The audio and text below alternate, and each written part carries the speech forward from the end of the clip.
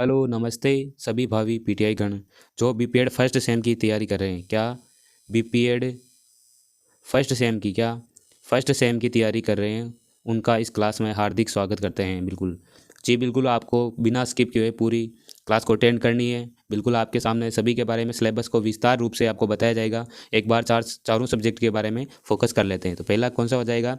History principles of physical education, शारीरिक शिक्षा का इतिहास सिद्धांत। तो क्या हो जाएगा? हिस्ट्री प्रिंसिपल्स ऑफ क्या फिजिकल एजुकेशन, ये आपके फर्स्ट हो जाएगा।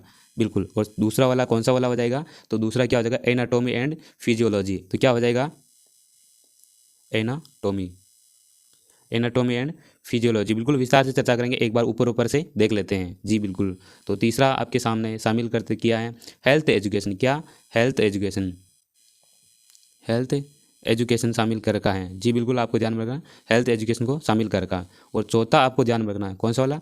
चौथा वाला आपको ध्यान में रखना है जी। बिल्कुल आपको चौथा वाला ध्यान में रखना है। एक सेकेंड, चौथा वाला ध्यान में रखना है जो कि आपके लिए महत्वपूर्ण है। तो कौन सा? Officiating and coaching. इसको आपको ध्यान में रखना, कार्यवाहक एंड कोचिंग इलेक्टिव यानी व्यवसायिक वैकल्पिक। तो बिल्कुल आपको चारों को ध्यान में रखना है। Officiating and coaching. तो बिल्कुल जी, बिल्कुल चलिए विस्तार से सभी के बारे में देखते हैं एक बार आपके सामने। बिल्कुल तो ये दिया हुआ आपके सामने, आप इंग्लिश में भी देख सकते हो और हिंदी में भी देख सकते हो। तो आपके सामने बिल्कुल दोनों ही विस्तार रूप से दिया गया है। थ्योरिकल कोर्स है। क्या? थ्योरिकल कोर्स है। तो बिल्कुल आपको introduction of officiating and coaching, बिल्कुल आपको सभी यूनिट वाइज दिया गया है। तो ज़्यादातर लड़के हिंदी मीडियम वाले थे, हिंदी मीडियम के अनुसार देख लेते हैं। सभी को विस्तार रूप से चर्चा करेंगे। तो आपके सामने कितने यूनिट? 4 यूनिट में आपका 4 पार्ट में इसको किया गया है। तो जी बिल्कुल इसको लास्ट में देखेंगे अपन। सबसे पहले है तो मेन उनको देख लेते हैं। तो आपके सामने पहली बुक आती है, ये आप लाइब्रेरी से भी इशू करवा सकते हो। क्या? स्वास्थ्य शिक्षा तथा पर्यावरण अध्ययन। तो क्या? Health education and environmental studies. तो बिल्कुल आपको ध्यान में रखना जी। बिल्कुल बहुत ही अच्छी बुक आप लाइब्रेरी से इशू करवा सकते हो। तो इसके अंदर कौन कौन से टॉपिक शामिल किए गए हैं, तो जी बिल्कुल देख लेते हैं जी। बिल्कुल तो आपके सामने कौन कौन से टॉपिक्स हैं, तो बिल्कुल देख लीजिए। पहला क्या लिखा? स्वास्थ्य की अवधारणा, वर्ण क्रम आयाम क्या निर्धारक है। दूसरा दिया हुआ है स्वास्थ्य की परिभाषा, स्वास्थ्य शिक्षा और क्या स्वास्थ्य निर्देशन, स्वास्थ्य निरीक्षण। नेक्स्ट है आपके सामने स्वास्थ्य शिक्षा के अध्यय, उद्देश्य व सिद्धांत है। और नेक्स्ट आपके सामने दिया हुआ है स्वास्थ्य सेवाएं तथा व्यक्तिगत स्वास्थ्य विज्ञान में मार्गदर्शक अनुदेशक के बारे में दिया गया है। आपको सेकंड यूनिट है, सेकंड यूनिट में कौन कौन से टॉपिक शामिल हैं वो देख लीजिए। तो आपके सेकंड यूनिट में दिए हुए हैं क्या क्या लिखा? भारत के स्वास्थ्य समस्याएं, क्या प्रॉब्लम्स आ रही है उन सभी के बारे में, समस्याओं के बारे में तो आपको टॉपिक शामिल किए गए हैं। तो क्या? एक तो संक्रामक तथा रोगों केयर, संक्रामक रोग हो जाएगा। नेक्स्ट है मोटापा, कुपोषण, भोजन में मिलावट, पर्यावरण स्वच्छता तथा विस्फोटक जनसंख्या में किस प्रकार विस्फोट हो रहा है, अधिक जनसंख्या में वृद्धि हो रही, उन सभी के बारे में इसके अंदर शामिल किया गया है। नेक्स्ट टॉपिक है आपके सामने क्या? विद्यालयों में पर्यावरण तथा व्यक्तिगत स्वच्छता। तो जी बिल्कुल आपको बिना स्किप पूरी देखनी है। फिर आप ये कमेंट नहीं आना चाहिए, नेगेटिव कमेंट नहीं आना चाहिए किसी को कि किसी का भी कि मेरे को समझ में नहीं आया। तो जी बिल्कुल आप स्क्रीनशॉट भी साथ में ले सकते हो जी। बिल्कुल तो नेक्स्ट दिया हुआ है विद्यालयों में स्वास्थ्य सेवाओं का उद्देश्य तथा विद्यालयों में स्वास्थ्य शिक्षा की भूमिका क्या है, इसके बारे में 8वां टॉपिक में विस्तार से बताया गया है। तो नेक्स्ट है आपके सामने स्वास्थ्य सेवाओं, त्वचा, नाखून एवं आँखों की देखभाल और स्वास्थ्य मूल्यांकन, स्वास्थ्य रिकॉर्ड और स्वास्थ्यप्रद विद्यालय वातावरण तथा प्राथमिक चिकित्सा एवं आपातकालीन देखभाल, इस ये टॉपिक शामिल किया गया है। आपको थर्ड यूनिट में कौन सा क्या? थर्ड यूनिट में कौन कौन से टॉपिक शामिल है? तो क्या? पर्यावरण विज्ञान शामिल है। तो क्या लिखा? पर्यावरण अध्ययन की परिभाषा, क्या पर्यावरण की किस प्रकार से परिभाषा देंगे, फिर महत्व, फिर आवश्यकताएं, ये शामिल किया गया है। तो इसके अंदर नेक्स्ट देख लीजिए। बिल्कुल क्या? पर्यावरण शिक्षा की अवधारणा, ऐतिहासिक भूमिका है और पर्यावरण से संबंधित विभिन्न दिवसों का उत्सव, पर्यावरण संरक्षण और सतत विकास किस प्रकार से, इसके बारे में दिया गया है। और आपके सामने चौथी यूनिट दी गई है, कौन सी वाली? चौथी यूनिट दी गई है, उसमें क्या क्या दिया गया है तो उनके बारे में देख लेते हैं। चौथी यूनिट है प्राकृतिक संसाधन संबंधित पर्यावरण मुद्दे। कौन कौन से पर्यावरण मुद्दे उन सभी के बारे में दिया गया जी। बिल्कुल तो देखिए जल्दी से। जल संसाधन, खाद्य संसाधन तथा भूमि संसाधन। नेक्स्ट है आपके सामने वायु प्रदूषण, जल प्रदूषण, भूमि प्रदूषण, ध्वनि प्रदूषण तथा उष्मीय तथा प्रदूषण की परिभाषा के कारकों, प्रभाव, नियंत्रण मापदंड। और नेक्स्ट है आपके सामने पर्यावरण को प्रबंध तथा सरकारी योजनाओं प्रदूषण नियंत्रण की बोर्ड की भूमिका क्या है, इसके बारे में दिया गया है। जी बिल्कुल, तो आपके सामने नेक्स्ट बुक आएगी, कौन सी वाली आएगी? जी बिल्कुल, नेक्स्ट बुक आपको ध्यान में रखना है। तो जी बिल्कुल, मैं जूम आउट निश्चित कर देता हूँ इसके। तो क्या शारीरिक शिक्षा का इतिहास, ये मैंने आपको पहले इसी के बारे में बोला, शारीरिक शिक्षा का इतिहास क्या, हिस्ट्री प्रिंसिपल्स, क्या लिखा है आपके बुक, ये देख लीजिए। बिल्कुल, शारीरिक शिक्षा का इतिहास है क्या, शारीरिक इतिहास, सिद्धांत, मूलाधार क्या, history principles and foundation of physical education. तो आपके लिए बहुत ही उपयोगी बुक है, ये बहुत ही ज़रूरी है, आपको इसके बारे में ज्ञान होना जरूरी। यदि ज़रूरत पड़ी, यदि आपके कमेंट रहे तो आपको लाइव क्लासें आपको विस्तार पूर्वक दी जाएगी। जी बिल्कुल, तो जी बिल्कुल आपको कमेंट करना है कि आपको लाइक और कमेंट जरूर करना है, उससे क्या हमें मोटिवेशन मिलता है इस फील्ड में। ये हमारे लिए पहला वीडियो लेकर आ रहे हैं जो कि शारीरिक शिक्षा से संबंधित है। तो जी बिल्कुल, तो जल्दी से कमेंट कर देंगे इसका राइट आंसर क्या हो जाएगा। चलिए सिलेबस को देखते हैं। नेक्स्ट है, लीजिए आ गया आपके सामने।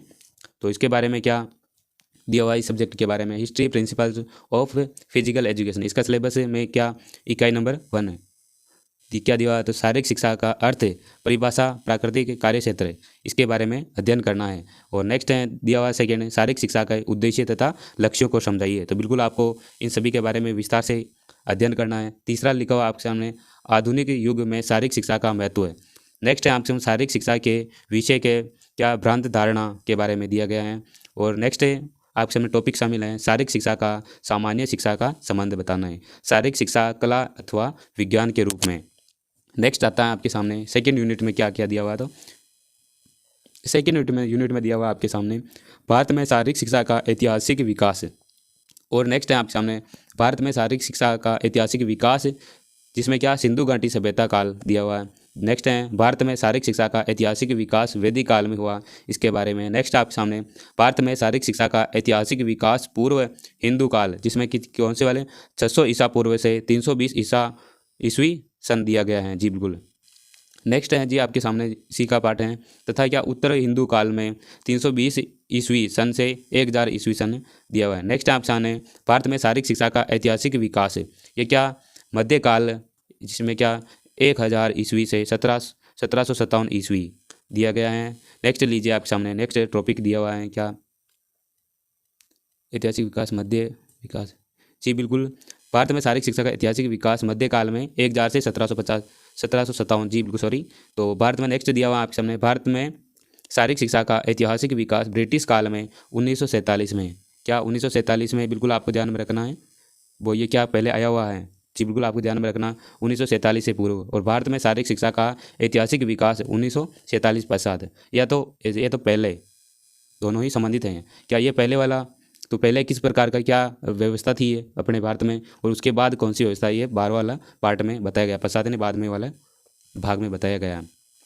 और नेक्स्ट टॉपिक आपके सामने है जी बिल्कुल, क्या लिखा, अखाड़ों तथा व्यायामशालाओं की शारीरिक शिक्षा में योगदान क्या है, VMCA के शारीरिक शिक्षा का योगदान क्या है।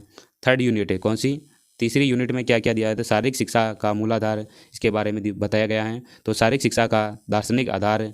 नेक्स्ट है समकालीन परिप्रेक्ष्य के दुरुस्ती व क्या सुव्यवस्थीय आंदोलन तथा दुरुस्ती के रख रखाव, पदोन्नति के खेलों की भूमिका क्या है, उसके बारे में बताया गया। जी तो नेक्स्ट आता है आपके सामने फोर्थ यूनिट, क्या चौथी यूनिट आपके सामने पेश है बिल्कुल, क्या शारीरिक शिक्षा का सिद्धांत किस किस ने प्रतिपादन किया है, तो उनके बारे में बताया गया है। तो शारीरिक शिक्षा के जैविक सिद्धांत, जैविक की उत्पत्ति के बारे में शारीरिक शिक्षा की।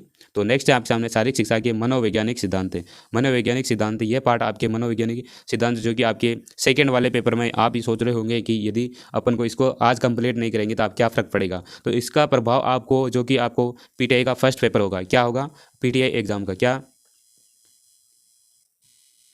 PTI एग्ज़ाम का फर्स्ट पेपर होगा, जिसमें तो ये सिलेबस नहीं है, लेकिन जो सेकंड पेपर होगा उसमें आपकी ये सिलेबस वापस दिया हुआ है। तो आपको आज करते हो तो आपको डबल बेनिफिट मिलेगा, आपको आने वाले एग्जाम में भी फ़ायदा मिलेगा, प्लस आपको जो कि मेन एग्जाम होगा आपको PTI एग्जाम का, उसमें भी आपको इसका बेनिफिट मिलेगा। तो आपको बिल्कुल क्लासें अटेंड करनी है। यदि आपका कमेंट रहा तो अपन रेगुलर क्लासें भी लेकर आएंगे, नहीं तो फिर PTI एग्जाम की जब भी भर्ती होगी तब आपको 100% क्लासें मिल जाएगी। तो जी बिल्कुल आपको ये कैसा लगा तो बिल्कुल आपको कमेंट करना है। तो मनोवैज्ञानिक और सामाजिक सिद्धांत ये आपके आगे वाले टॉपिक में भी दिए गया है। तो आपको नेक्स्ट बुक आती है मानव, नेक्स्ट बुक है आपके सामने, क्या लिखा हुआ बुक का नाम, क्या मानव शरीर रचना एवं क्या क्रिया विज्ञान, एनाटॉमी वाली बुक है ये। तो बिल्कुल एनाटॉमी वाले बुक के ऊपर देख लेते हैं कौन कौन से टॉपिक से शामिल किए गए हैं। तो जी बिल्कुल देख लीजिए जल्दी से। क्या लिखा आपके सामने, मानव शरीर का एक परिचय, introduction to human body. Next है आपके सामने, क्या लिखा आप, शरीर रचना एवं क्रिया विज्ञान, एनाटॉमी एंड फिजियोलॉजी। नेक्स्ट है आपके सामने तीसरा वाला पार्ट दिया हुआ है, अंग तथा अंग तंत्र, किस प्रकार से आपके शरीर के अंग कार्य करते हैं उन सभी के बारे में इसके अंदर विस्तार से बताया गया है। तो आपको कमेंट करना है आपको सबसे ज़्यादा कौन से सब्जेक्ट से संबंधित क्लासों की जरूरत है, ताकि हम जितना टाइम मिल सके उतना उसके बारे में आपको जानकारी दे सके। तो नेक्स्ट दिया हुआ कंकाल तंत्र, चौथा वाला कंकाल तंत्र है। नेक्स्ट लीजिए, नेक्स्ट दिया हुआ आपके तंत्रिका तंत्र, मांसपेशीय, रक्त संरचना, श्वसन तंत्र, पाचन तंत्र। उसके बाद है प्रजनन तंत्र, उत्सर्जी तंत्र, अंतःस्रावी तंत्र है जिसमें ग्रंथियाँ वगैरह, और शब्द संग्रह दिया हुआ। तो ये टॉपिक आपको इस एनाटॉमी से संबंधित देखने को मिलेंगे। एक आपको मैंने छोड़ दिया था ओलंपिक मूवमेंट, इसमें आपको शामिल नहीं है, ध्यान रखना उसको। और आपको मैंने एक छोड़ दिया था वो देख लेते हैं, अब लास्ट है, फाइनल है ये। इसके बाद आपको 3 कंप्लीट हो चुके हैं। ये चौथा वाला सब्जेक्ट है आपके सामने, क्या लिखा था चौथा वाला सब, ऑफिशिएटिंग एंड कोचिंग, ये वाला सब्जेक्ट से संबंधित है।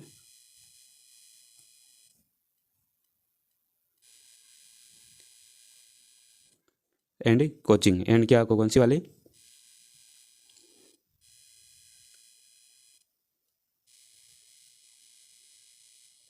ये सब्जेक्ट का आपको दिया हुआ जो आपके सामने ऊपर है, मैंने पहले भी बता दिया है आपके सामने बिल्कुल, ऑफिशिएटिंग एंड कोचिंग, इस सिलेबस के से संबंधित है बिल्कुल जी।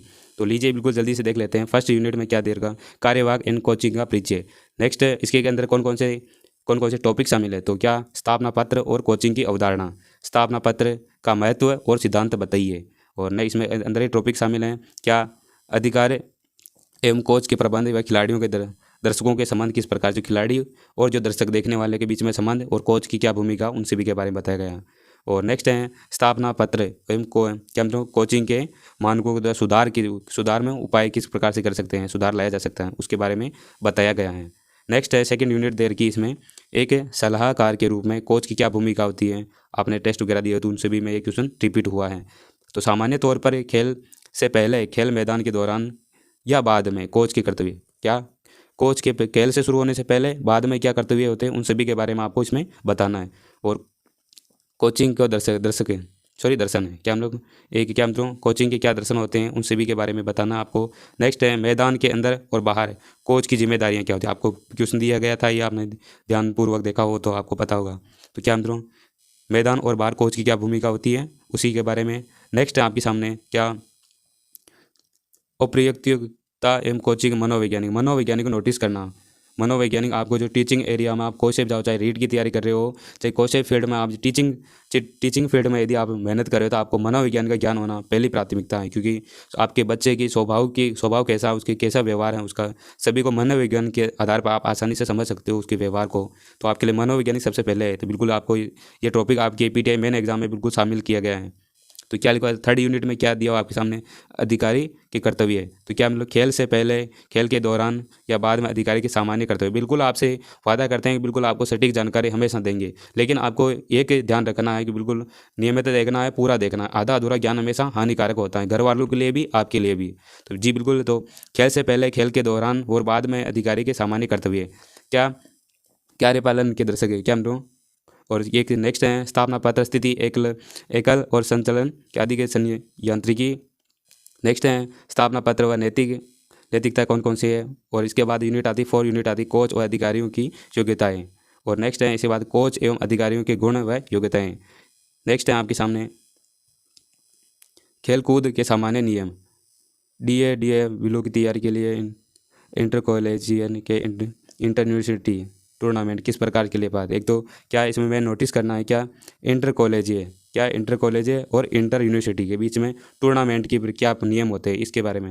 नेक्स्ट टॉपिक है आपके सामने खेल की ईमानदारी व मूल्य, खेल में क्या क्या होते हैं, उसकी क्या क्या ईमानदारी होनी चाहिए, इसके बारे में आपको विस्तार से इसके सिलेबस में शामिल किया। तो बिल्कुल आपको चारों के बारे में विस्तार से चर्चा की है। तो अपने चारों के बारे में आपको चारों जो कि BPED क्या बीपीएड फर्स्ट सेम है। फर्स्ट सेम के बिल्कुल आपको जो कि चारों पेपर होंगे, कि कौन से वाले चारों पेपरों के बारे में बता दिया मैंने, और कौन कौन से क्या क्या रहेंगे उनके बारे में बता दिया। और आपको जल्दी ही अपन के कौन से वाले साथ में, जैसे कि अपने जो एग्ज़ाम होने के बाद और तैयारी करवाएंगे, जिसमें राज्य आपको फर्स्ट भी क्या PTI फर्स्ट पेपर है, फर्स्ट पेपर है। पेपर के बारे में बिल्कुल आपको शुरुआत करेंगे, जिसमें राजस्थान जी के क्या राजस्थान जी के पोर्शन शामिल किया गया, तो उसके बारे में, जिसमें राजस्थान की क्या कला संस्कृति और राजस्थान का क्या इतिहास और भूगोल, जैसे कि अभी परिवर्तन हुआ, जैसे कि आपको पता है कि 50 ज़िले बन गए हैं, तो उनसे क्या भूगोल में क्या परिवर्तन हुआ, इतिहास में क्या हुआ, तो उन सभी के बारे में विस्तार से क्लासें लेंगे। बिल्कुल क्लास लंबी हो जाएगी तो आप ब्रेक देना पड़ेगा। तो और बिल्कुल आप कमेंट करें कि आपको समझ में आया या नहीं आया। मिलते हैं नेक्स्ट क्लास में, तब तक के लिए धन्यवाद। आपका दिन मंगलमय हो। जय हिंद, जय भारत।